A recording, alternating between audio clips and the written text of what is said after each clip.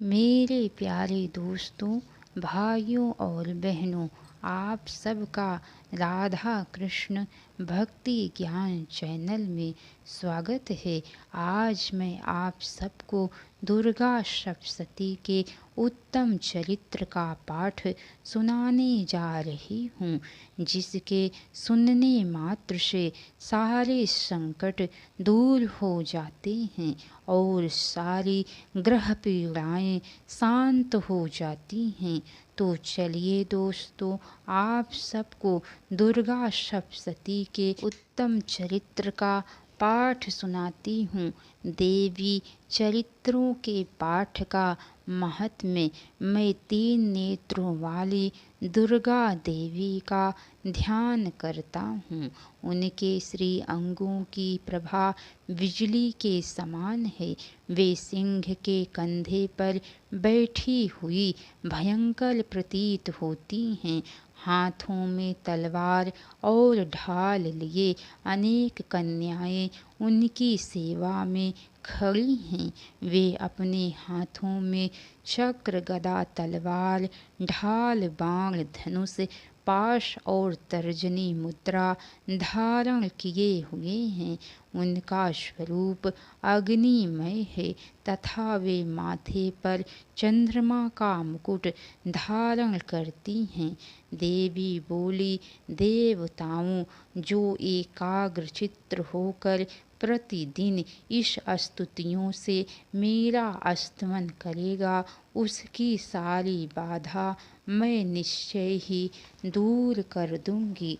जो मधुकैटभ का नाश, महिषासुर का वध तथा शुंभ निशुंभ के संहार के प्रसंग का पाठ करेंगे तथा अष्टमी, चतुर्दशी और नवमी को भी जो एकाग्रचित्त हो भक्ति पूर्वक मेरे उत्तम महात्म्य का स्मरण करेंगे, उन्हें कोई पाप नहीं छू सकेगा।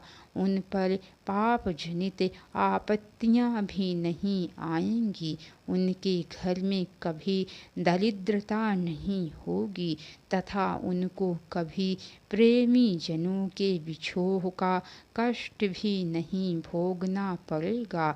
इतना ही नहीं, उन्हें शत्रु से, लुटेरों से, राजा से, शस्त्र से, अग्नि से तथा जल की राशि से भी कभी भय नहीं होगा।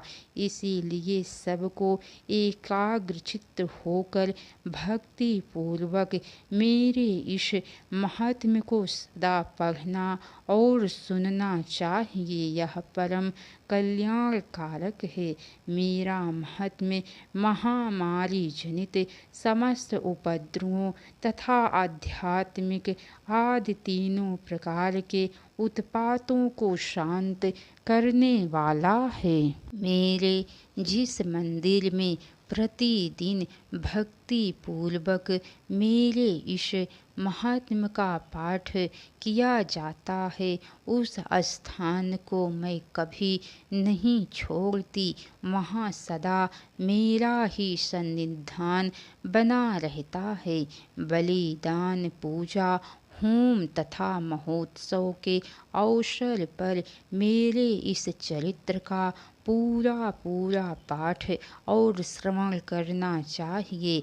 ऐसा करने पर मनुष्य विधि को जानकर या बिना जाने भी मेरे लिए जो बलि, पूजा या होम आदि करेगा, उसे मैं बड़ी प्रसन्नता के साथ ग्रहण करूंगी। शरत काल में जो वार्षिक महापूजा की जाती है, उस अवसर पर जो मेरे इस महात्म्य को भक्ति पूर्वक सुनेगा, वह मनुष्य मेरे प्रसाद से सब बाधाओं से मुक्त तथा धन, धान्य एवं पुत्र से संपन्न होगा। इसमें तनिक भी संदेह नहीं है।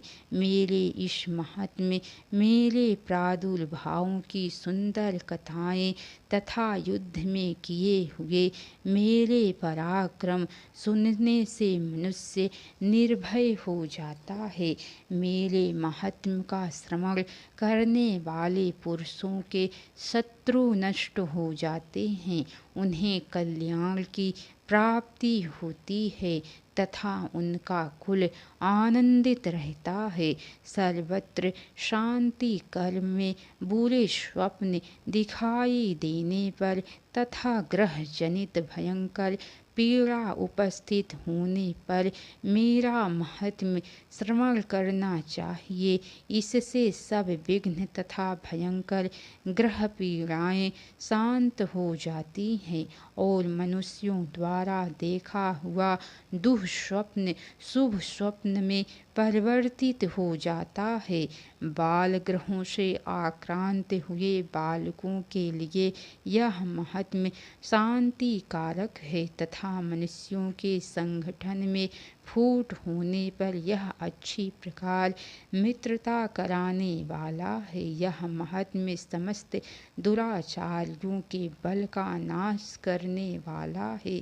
इसके पाठ मात्र से राक्षसों भूतों और पिशाचों का नाश हो जाता है। मेरा यह सब महात्म्य मेरे सामीप्य की प्राप्ति कराने वाला है। पशु पुष्प अर्ध धूप दीप गंध आदि उत्तम सामग्रियों द्वारा पूजन करने से, ब्राह्मणों को भोजन कराने से, होम करने से, प्रतिदिन अभिषेक करने से, नाना प्रकार के अन्य भोगों को अर्पण करने से तथा दान देने से आदि से एक वर्ष जो मेरी आराधना की जाती है उससे मुझे जितनी प्रसन्नता होती है उतनी प्रसन्नता मेरे इस उत्तम चरित्र का एक बार श्रवण करने मात्र से हो जाती है।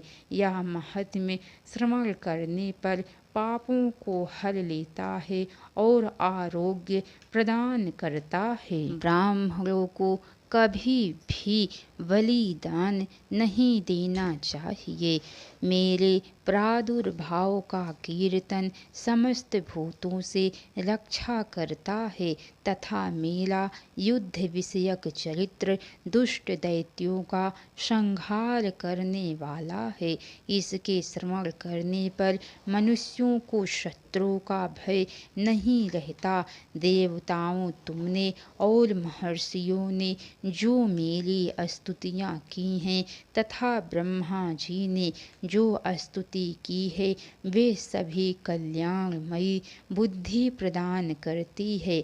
वन में सूने मार्ग में अथवा दवा नल से घिर जाने पर, निर्जन स्थान में लुटेरों के दांव में पड़ जाने पर या शत्रुओं के पकड़े जाने पर अथवा जंगल में सिंह व्याघ्र या जंगली हाथियों के पीछा करने पर, कुपित राजा के आदेश से वध या बंधन के स्थान में ले जाए जाने पर अथवा महासागर में नाव पर बैठने के बाद भारी तूफान से नाव के डगमग होने पर और अत्यंत भयंकर युद्ध में शस्त्रों का प्रहार होने पर अथवा वेदना से पीड़ित होने पर किंबहुना सभी भयानक बाधाओं के उपस्थित होने पर जो मेरे इस चरित्र का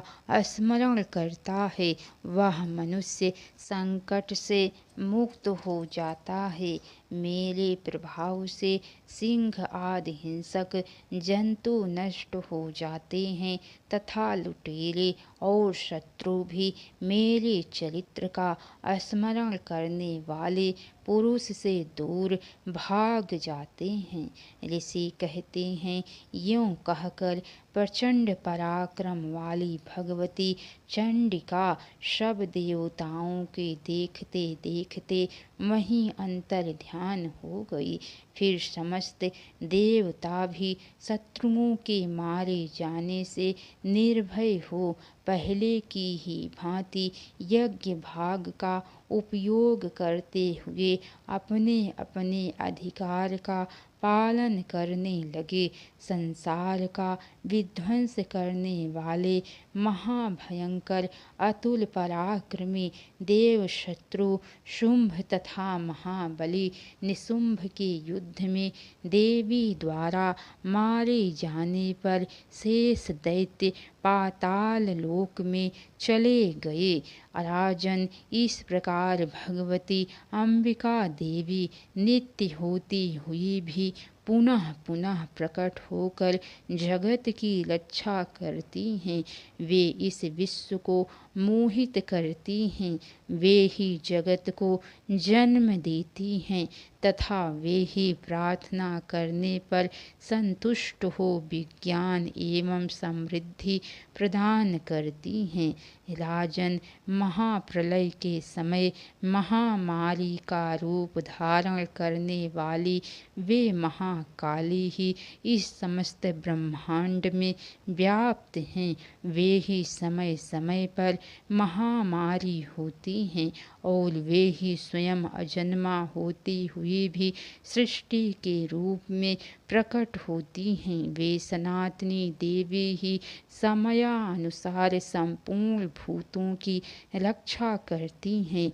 मनुष्यों के अभ्युदय के समय वे ही घर में लक्ष्मी के रूप में स्थित हो उन्नति प्रदान करती हैं और वे ही अभाव के समय दरिद्रता बनकर विनाश का कारण होती हैं। पुष्प, धूप और गंध आदि से पूजन करके उनकी स्तुति करने पर वे धन, पुत्र, धार्मिक बुद्धि तथा उत्तम गति प्रदान करती हैं। तो बोलिए, जगत जननी जगदम्बा आदि शक्ति माता दुर्गा की जय।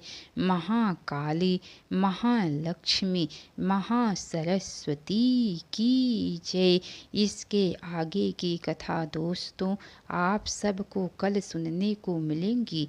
तो कैसी लगी कथा लाइक करके कमेंट बॉक्स में ज़रूर बताइएगा। अगर हो सके तो एक बार शेयर भी ज़रूर कीजिएगा।